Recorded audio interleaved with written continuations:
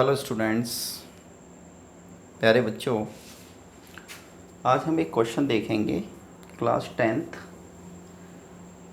Example 19 page number 65। प्यारे बच्चों, it's very important question of class 10th exercise 3.6 equation reducible to pair of linear equation in two variables, है ना। समझते हैं question क्या है। A boat goes 30 kilometre up stream and 44 kilometre down stream in 10 hours. एक boat है जो up stream में 30 किलोमीटर और डाउन स्ट्रीम में 44 किलोमीटर जाती है 10 घंटे में। इन 13 hours it can go 40 kilometre up stream and 55 kilometre down stream. और 13 आवर्स में मतलब 13 घंटे में 40 किलोमीटर अप स्ट्रीम जाती है एंड 55 किलोमीटर डाउन स्ट्रीम जाती है। Determine the speed of the stream and that of the boat in still water. What we have to find out? We have to find out the speed of the stream, यानी हमें stream की speed निकालनी है और उस boat की भी speed निकालनी है स्टिल वाटर में। स्टिल मतलब शांत, एक शांत जल, है ना, जिसमें कोई मूवमेंट नहीं है। तो देखिए, it's very important question, it's very important question. और सेम टू सेम क्वेश्चन हम 3.6 में भी पढ़ेंगे, है ना। सेकंड का फर्स्ट क्वेश्चन है, that is very important question. तो देखिए सॉल्यूशन।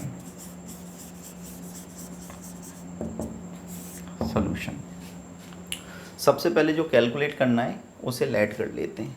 तो मैं यहाँ पे लिखता हूँ let the speed of the boat in still water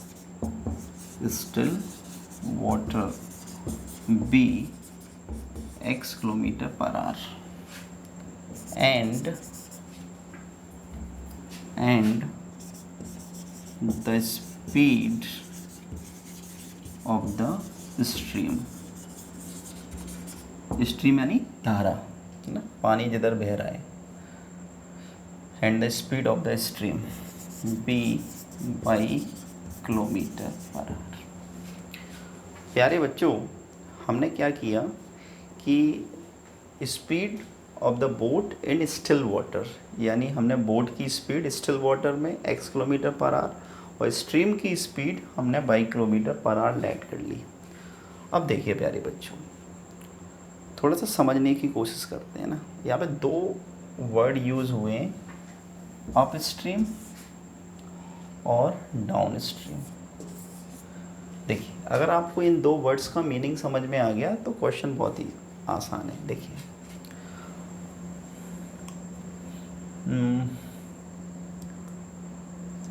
when the boat travels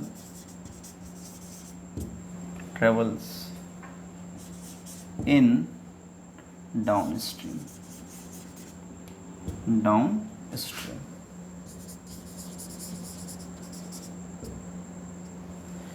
when the boat travels in downstream, इसका मीनिंग ये हुआ प्यारे बच्चों कि जब बोट डाउन स्ट्रीम में ट्रेवल करती है। तो इसका मीनिंग क्या है? देखिए, सपोज कि ये पानी है ना, ये पानी बह रहा है। अब इस पानी के ऊपर सपोज कोई बोट है। क्या है? बोट। ये बोट है सपोज, ओके।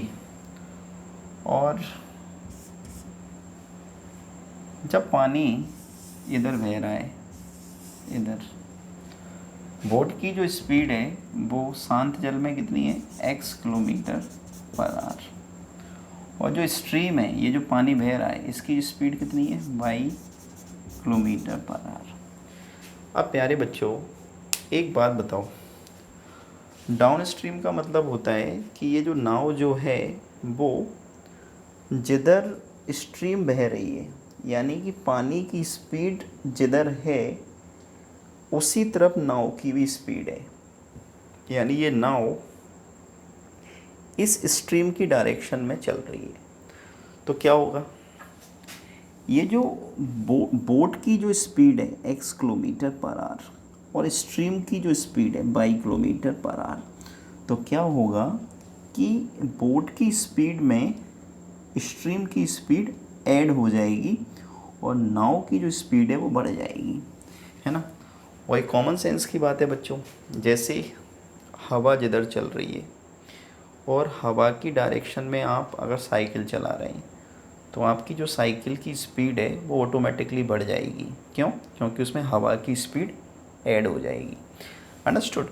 तो याद रखिए इस बात को कि जब बोट डाउन स्ट्रीम में चलेगी तो उसकी जो स्पीड होगी वो हमेशा क्या होगी, x + y। तो यहाँ पे मैं क्या लिखूँ, then the speed of boat equal to x + y kilometre per hour. ये हमने क्या लिख दिया कि जब बोट धारा की दिशा में बह रही है तो उसकी जो स्पीड होगी वो क्या होगी, प्लस होगी। अब बच्चों इसकी उल्टी सिचुएशन की तरफ अब हम कंसीडर करते हैं, अब हम विचार करते हैं इसकी अपोजिट सिचुएशन के ऊपर, यानी अप स्ट्रीम के ऊपर। तो देखिए, when the boat travelling,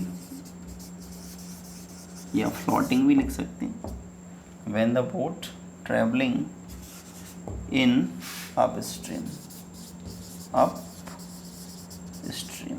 then जब नाव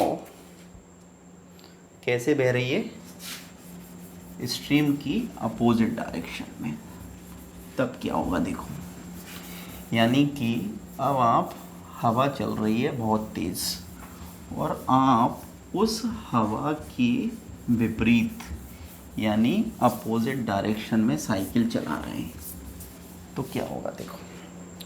सपोज़ ये पानी बह रहा है ना, ये पानी बह रहा है इधर इस डायरेक्शन में पानी बह रहा है और इसकी स्पीड कितनी है, x किलोमीटर पर आवर। इसके ऊपर एक बोट कहाँ चल रही है, इस डायरेक्शन में, और इसकी स्पीड कितनी है, x किलोमीटर पर आवर। प्यारे बच्चों, तो जब बोट की और स्ट्रीम की स्पीड अपोजिट होती है तो ऐसे सिचुएशन को बोलते हैं अप स्ट्रीम, और जब बोट की और स्ट्रीम की डायरेक्शन सेम होती है तो उसको बोलते हैं डाउन स्ट्रीम। तो बच्चों एक बात बताओ मुझे कि पानी इधर बह रहा है, बोट इधर चल रही है, तो ये स्ट्रीम क्या करेगी, ये स्ट्रीम इस बोट की स्पीड को कम कर देगी, करेगी या नहीं। तो बोट की स्पीड क्या हो जाएगी, x - y। तो लिखेंगे then the speed of boat equal to x - y kilometre per hour. प्यारे बच्चों, अगर आपको ये दो कंडीशन समझ में आ गई कि जब बोट डाउन स्ट्रीम में चल रही है तब उसकी स्पीड क्या होगी, x + y, यानी स्ट्रीम की जो स्पीड है वो उसके साथ ऐड हो जाएगी बोट के साथ, और जब अप स्ट्रीम में बोट चल रही है यानी अपोजिट डायरेक्शन में बोट चल रही है स्ट्रीम के, तो जो बोट की स्पीड है उसमें से स्ट्रीम की स्पीड माइनस हो जाएगी। ठीक है बच्चों, अब देखिए, अब तो कोई प्रॉब्लम ही नहीं है। अब हमें अप स्ट्रीम और डाउन स्ट्रीम में बोट की स्पीड मिल गई। अब देखिए, अब एक फॉर्मूला पढ़ा है हमने, क्या कि speed equal to distance upon time, है ना बच्चों। और अगर मैं आपको कहूँ कि आपको स्पीड पता है, आपको डिस्टेंस भी पता है, तो टाइम कितना लगेगा, तो हम इसको कैसे कैलकुलेट कर सकते हैं, स्पीड को टाइम के साथ एक्सचेंज कर दो, तो therefore time equal to distance upon speed. इस फॉर्मूले को अप्लाई करेंगे बच्चों। देखिए कितना सिंपल है। दो इक्वेशन बनाने के लिए इसमें हमें दो कंडीशन दे रखी हैं। पहली कंडीशन का यूज़ करते हैं अकॉर्डिंग टू क्वेश्चन। देखिए फर्स्ट, अ boat goes 30 kilometre up stream. कोई बोट 30 किलोमीटर अप स्ट्रीम में चलती है, तो देखो डिस्टेंस कितनी है, 30 किलोमीटर, ठीक है। और अप स्ट्रीम, तो अप स्ट्रीम में हमने स्पीड कितनी निकाली, x माइनस वाई। तो ये क्या हो गया, taken time to cover 30 kilometre with the speed of x minus y, ठीक है। और 44 kilometre down stream, 44 kilometre down stream, तो डिस्टेंस कितनी है, 44 किलोमीटर। और डाउन स्ट्रीम में स्पीड कितनी है, x प्लस वाई, तो ये भी टाइम। तो ऐसा करने में उसको कितना टाइम लगता है, उसको लगते हैं 10 घंटे। तो इक्वेशन फर्स्ट। देखिए मैं आपको एक बार और समझाता हूँ। क्वेश्चन में ये बोला गया है कि एक नाव 30 किलोमीटर अप स्ट्रीम में चलती है, 44 किलोमीटर डाउन स्ट्रीम में चलती है, और ऐसा करने में उसे 10 घंटे लगते हैं। तो 30 किलोमीटर ये डिस्टेंस हो गई, ठीक है। अप स्ट्रीम में बोट की स्पीड कितनी है, x minus y. 44 kilometre down stream में चलती है, तो डिस्टेंस 44 किलोमीटर। और डाउन स्ट्रीम में बोट की स्पीड कितनी है, x प्लस वाई। तो this is time, this is also time, तो दोनों के टाइम को ऐड किया जाए तो उसको 10 घंटे लगते हैं बोट को। अब दूसरी सिचुएशन है कि इन 13 आवर्स यानी 13 घंटे में it can go 40 kilometre up stream, 40 kilometre up stream, तो अप स्ट्रीम यानी x माइनस वाई, और 55 किलोमीटर डाउन स्ट्रीम, तो 55 किलोमीटर डाउन स्ट्रीम यानी x प्लस वाई। और ऐसा करने में उसे कितने घंटे लगते हैं, 13। तो देखिए प्यारे बच्चों, सेकंड इक्वेशन मैंने फटाफट बना दी। तो वैसे आप समझ गए होंगे कि नाव जो है वो 40 किलोमीटर चलती है, किस में, अप स्ट्रीम में। तो ये 40 किलोमीटर को कवर करने में उसे कितना टाइम लगेगा, time taken to cover 40 kilometre by the boat in up stream. तो distance 40 kilometre, speed x minus Y up stream में। 55 किलोमीटर को कवर करने में, तो 55 किलोमीटर डिस्टेंस, और डाउन स्ट्रीम में बोट की स्पीड x प्लस वाई। तो दोनों मिला के कितने घंटे लगते हैं, 13 घंटे। तो बच्चों गौर से देखिए कि both the equations are reducible equation. अब रिड्यूसिबल इक्वेशन किस में, लीनियर इक्वेशन इन 2 वेरिएबल्स में। तो देखिए वेरी इजी, क्या करें, हमने समझाया था कैसे करते हैं ऐसे क्वेश्चंस को। देखिए थोड़ा सा चेंज करते हैं। ये क्या है, 30 कोफिशिएंट और 1/x minus y plus 44 kilometre upon x plus y equal to 10। ये हमारी फर्स्ट इक्वेशन। अब इसको देखिए, कोफिशिएंट 40 और 1/x माइनस वाई प्लस ये देखिए 55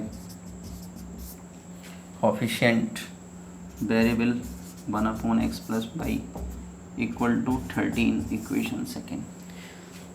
प्यारे बच्चों, ये जो इक्वेशन फर्स्ट है और ये जो सेकंड है, दोनों को मैंने क्या किया, केवल थोड़ा सा चेंज करके लिख दिया, बाकी इसमें और इसमें कोई डिफरेंस नहीं है। और ऐसा मैंने क्यों लिखा, सो दैट हम 1/x माइनस वाई को u लेट कर लेंगे और 1/x प्लस वाई को भी लेट कर लेंगे। तो जो गिवन इक्वेशन है वो रिड्यूस हो जाएंगी किसमें, पेयर ऑफ लीनियर इक्वेशन में। ओके,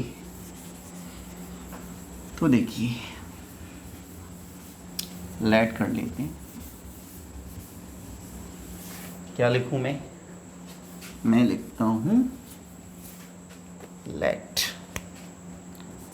तो let 1/x minus y equal to u और 1/x plus y equal to भी। तो देखिए रखिए यहाँ पे, जब आप 1/x माइनस वाई की जगह पर क्या रखेंगे, u, और 1/x प्लस वाई की जगह पे क्या लिखेंगे, v, तो क्या होगा देखो, तो 30u plus 44v equal to 10, equation third. और 40u plus 55v equal to 13, और ये क्या हो गई, इक्वेशन 4। हाँ प्यारे बच्चों, अब देखिए वेरी इजी, अब तो कोई प्रॉब्लम है नहीं, हमारे पास दो लीनियर इक्वेशन आ गई इन टू वेरिएबल्स। अब हमें क्या करना है, इन दोनों को सॉल्व करना है। तो देखिए कैसे सॉल्व करेंगे, है ना, वेरी इजी। तो मैं क्या करूं, एक कौन सी मेथड से करें, ऊपर भी 2 का डिवाइड हो रहा है और नीचे भी 2 का डिवाइड हो रहा है, नहीं नीचे 2 का डिवाइड नहीं हो रहा है ना, चलिए कोई बात नहीं, तो एज इट इज़ रहने देते हैं, कोई बात नहीं। तो इसको करते हैं एलिमिनेशन मेथड से, बाय एलिमिनेशन मेथड। अब एलिमिनेशन मेथड क्या है, अगर हम इस u वेरिएबल के जो कोफिशिएंट हैं, अगर हम इसको इक्वल करें तो इक्वेशन फर्स्ट को हमें किससे मल्टीप्लाई करना पड़ेगा, 40 से, और इक्वेशन 2 को किससे मल्टीप्लाई करना पड़ेगा, 30 से, है ना। तो देखिए लिखता हूँ मैं, on multiplying equation 1 by 40 and equation 2 by 30। Equation 1 को हम किससे मल्टीप्लाई कर रहे हैं, 40 से, और इक्वेशन 2 को किससे मल्टीप्लाई कर रहे हैं, 30 से। तो कीजिए, देखो क्या होगा। सबसे पहले सॉरी नॉट 1, अब तो यहाँ पर थर्ड आ जाएगा और यहाँ पे क्या आ जाएगा, फोर्थ। कीजिए, तो देखो 4 3 12, 1200u प्लस 40 का मल्टीप्लाई करो इसमें, तो 4 4 16 का 6 कैरी 1, 4 4 16 और 1 17, तो 1760 भी इक्वल टू 40 मल्टीप्लाई 10 यानी 400। चलिए इक्वेशन 3 को हमने 40 से मल्टीप्लाई कर लिया, अब इक्वेशन 4 को किससे मल्टीप्लाई करें, 30 से, तो 3 4 12, तो 1200u प्लस 30 का मल्टीप्लाई 55 से कीजिए, 3 5 15 का 5 कैरी 1, 3 5 15 और 1 16 भी इक्वल टू 13 39 390 बाय सब्ट्रैक्टिंग में साइन चेंज होंगे, ये कैंसल आउट। इसमें से इसको माइनस करो तो देखो 0, 6 में से 5 1, 7 में से 6 1 और भी इक्वल टू 400 में से 390 को माइनस करो 10, so therefore v equal to 10/110, एक जीरो से एक जीरो को काट दीजिए तो 1/11, कितना आ गया बच्चों 1/11। तो किसकी वैल्यू आ गई v की।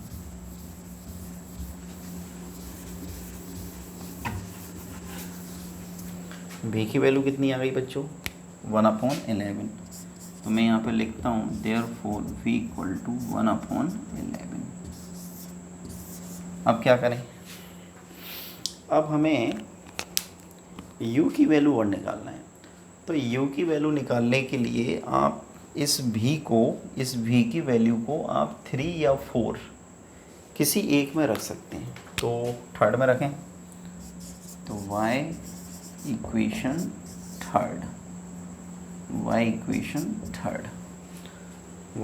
थर्ड का मतलब है putting the value of v in equation third. तो थर्ड इक्वेशन है 30u plus 44v equal to 10, ठीक है। तो क्या होगा 30u प्लस 44 और v की जगह पे क्या रखेंगे 1/11 इक्वल टू 10, 11 बन जा 11 4 जा 44, कितना आया 30u plus 4 equal to 10। Okay, अब क्या करें, इसको देखिए इस खाली जगह का यूज़ करते हैं। तो 30u इक्वल टू 10 और ये जो 4 है इसको ट्रांसफ़र करते हैं तो माइनस का 4, तो 30u इक्वल टू 6, तो u इक्वल टू 6/30, 6 5 जा 30 1/5। तो देयरफॉर प्यारे बच्चों u इक्वल टू 1/5। क्या किया हमने u और v की वैल्यू कैलकुलेट कर ली प्यारे बच्चों। बट आप ये देखिए कि हमने लेट क्या किया था, जो हमने लेट किया था अब आपको उसमें u और v की वैल्यू रखनी पड़ेगी, क्योंकि हमारे आंसर किस में आएंगे x और y में। तो देखिए इस लेट को मैंने हटा दिया और देयरफॉर अब देखिए 1/x minus y equal to u let किया था, तो u की जगह पे क्या रख देंगे u की वैल्यू 1/5 और 1/x प्लस वाई की जगह पे क्या लेट इक्वल टू क्या लेट किया था v, तो v की जगह पे क्या रख देंगे 1/11। तो रखिए तो 1/x minus y equal to u, तो u यानी 1/5 और क्रॉस मल्टीप्लाई कीजिए तो x minus y equal to 5। इसको नाम दे देते हैं इक्वेशन फिफ्थ। यहाँ पे वैल्यू पुटअप कीजिए, मैं यहाँ पे लाइन खींच देता हूँ और छोटा सा लिख देते हैं। तो देखिए 1/x plus y equal to v कितना है 1/11, क्रॉस मल्टीप्लाई कीजिए x plus y equal to 11 equation 6। तो ये हमारी फिफ्थ इक्वेशन बनी और ये सिक्स इक्वेशन बनी। तो फिफ्थ के नीचे 6 को लिख दूँ x plus y equal to 11 equation 6। और देखिए बाय एडिंग, तो बाय एडिंग में क्या होगा ये माइनस वाई ये प्लस वाई दोनों कट जाएंगे, x और x 2x, 5 और 11 16, x इक्वल टू 16/2 यानी 8। तो प्यारे बच्चों x की वैल्यू क्या आ गई, तो देयरफॉर x इक्वल टू आ गया 8। अंडरस्टूड। अब क्या करना है, अब हमें निकालना है y की वैल्यू। तो y की वैल्यू कैसे निकालेंगे, y की वैल्यू निकालने के लिए हमारे पास दो इक्वेशन है फिफ्थ और 6। तो या तो आप फिफ्थ में रखें या 6 में रखें। तो चलिए फिफ्थ में रखते हैं। तो बाय इक्वेशन 5, और इक्वेशन 5 क्या है हमारे पास 5, ये x minus y equal to 5, x minus y equal to 5, x की जगह पर 8 माइनस वाई इक्वल टू 5, तो minus y equal to 5 minus 8, तो माइनस वाई इक्वल टू -3, इससे इसको मैंने काट दिया, माइनस से माइनस, तो वाई इक्वल टू 3। प्यारे बच्चों, so what we have calculated, we have calculated x equal to 8 and y equal to 3. It means that the speed of boat in still water is 8 kilometer per hour, whereas the speed of stream is 3 kilometer per hour. Now, so what we can write? We can write the final answer. Hence, the required speed of boat in still water is 8 kilometer per hour, and that of stream is 3 kilometre पर answer. प्यारे बच्चों, it was very important question, it is very very important question. So I must say कि आप इस questions को बहुत अच्छी तरह से कर लीजिए, 2-4 बार करके देख लीजिए, क्योंकि थोड़ा सा लेंथी क्वेश्चन है। क्योंकि प्यारे बच्चों, इस टाइप के जो क्वेश्चंस होते हैं वो 5 मार्कर क्वेश्चन होते हैं, लॉन्ग क्वेश्चंस होते हैं, और ये एग्ज़ाम में आपको 5 मार्क्स देगा, है ना। श्योरली इस टाइप के क्वेश्चन पूछे जाते हैं। तो चलिए स्टार्ट करते हैं 3.6 क्वेश्चन नंबर 2। ओके बच्चों, तो इसको नोट डाउन कर लीजिए जल्दी से।